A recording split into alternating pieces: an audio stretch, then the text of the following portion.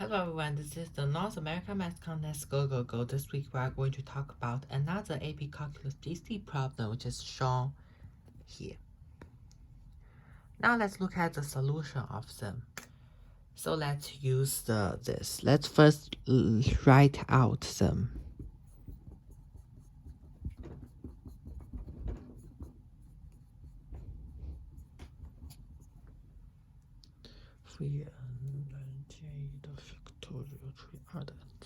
Okay. So the first problem requires us to write 4 non-zero terms and the general term of Merkle-Taylor series. So to do that, let's recall the rules of this.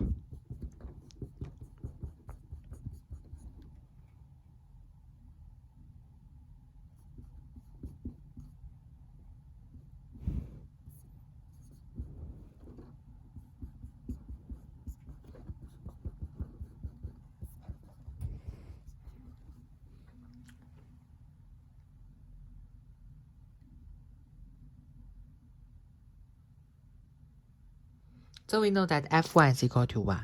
f1, 2 is equal to this. And f2, it is equals to 2 to the power of 2. So it is equals to x minus 1. And then we know f to the power of third 1. It is equals to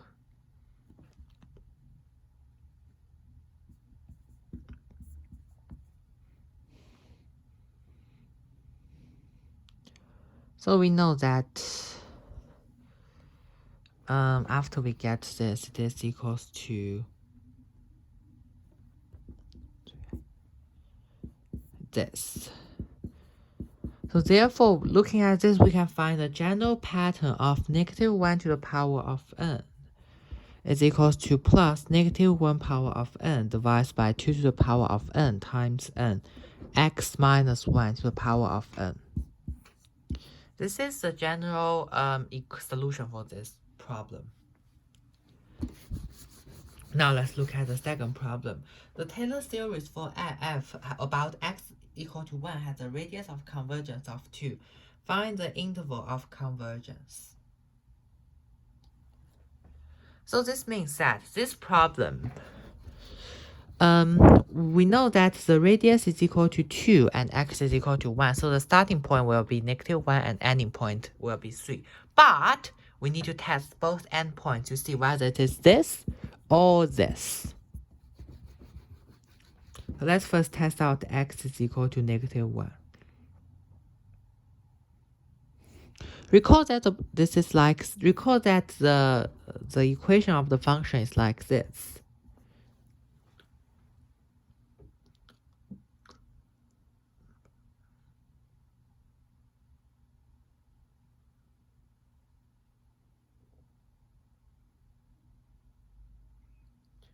So let's try it. When n is equal to 1, it is equal to negative 1 over 2, negative 2 to the power of 1. So it is equal to 1. This is equal to 1. At n is equal to 1. This is Taylor is equal to 1. At n is equal to 2.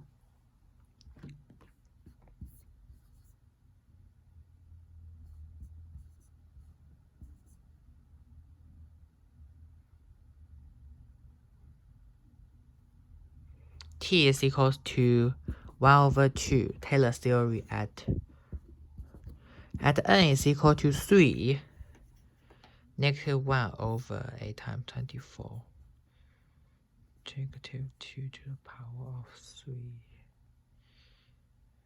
So T3 is equal to 1 over 3. At n is equal to 4, T4 is equal to 1 over 4. So generally the equation will be first term 1 plus 1 over 2 plus 1 over 3 plus 1 over 4. This is called harmonic series.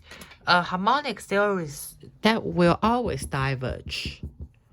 I'm going to show you why harmonic series will always diverge. So 1 plus 1, 2. This is 1.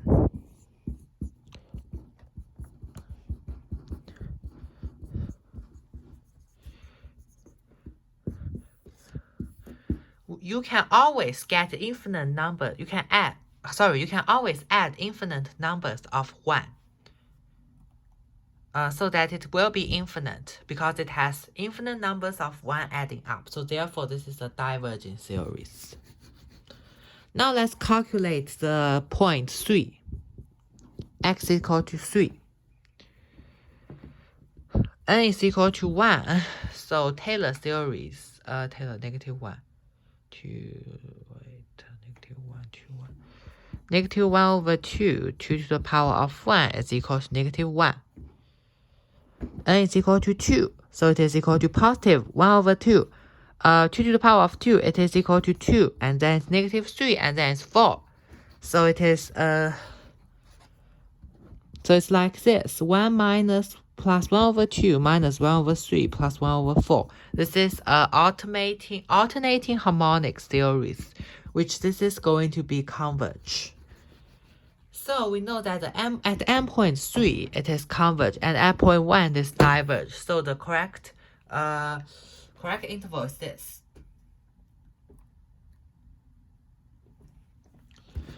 Problem 3. The Taylor series for x about x equal to 1 can be used to represent f1.2 as alternating series. Use the first 3 non-zero terms for the alternating series to approximate f is equal to 1.2. To do that, you only need to plug in 1.2 for x and you are done. This problem is pretty easy, trust me. Okay, so we know that the first term is this. This is the first 3 terms. So we know that 1.2, we just type in x is equal to 1.2, and this is basic algebra problem. 1 over 2, 0.2 plus 1 over 8, 0.2 square, it is equal to 0.905. Okay, nice. Let's now look at the final problem. Show that the approximation found in part C is within the 0.001 of the exact value of 1.2. Since this problem has alternating signs, this means that we should use Lagrange error bond to find the error bond instead of another error bond. We should use Lagrange error bond.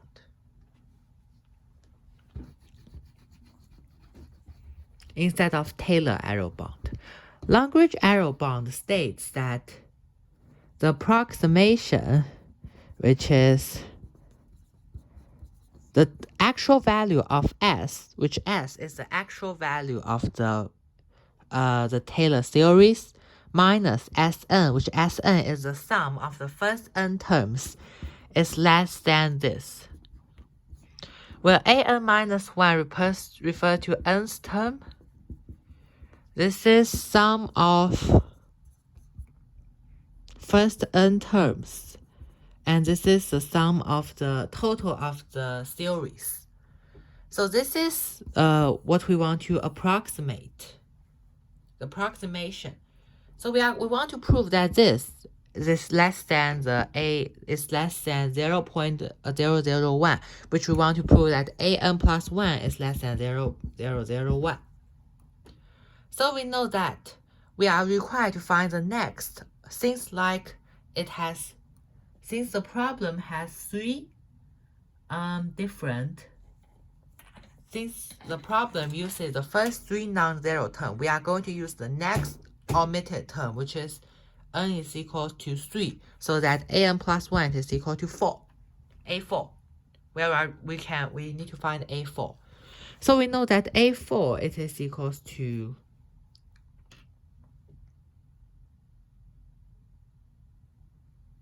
wait, I forgot, sorry. The first term is a0, and the second term is a1, and the third term is a2. We are required to find the next omitted term, which is a3. So let's use a3. It is less than 0.001. We want to prove this. So we plug in the equation n is equal to 3, and we get the result of 1 over 3000, which is less than or equal to 0.01. which we get our correct answer. Here we come to the end of our lesson, and I hope you have learned a lot. See you next week. Bye!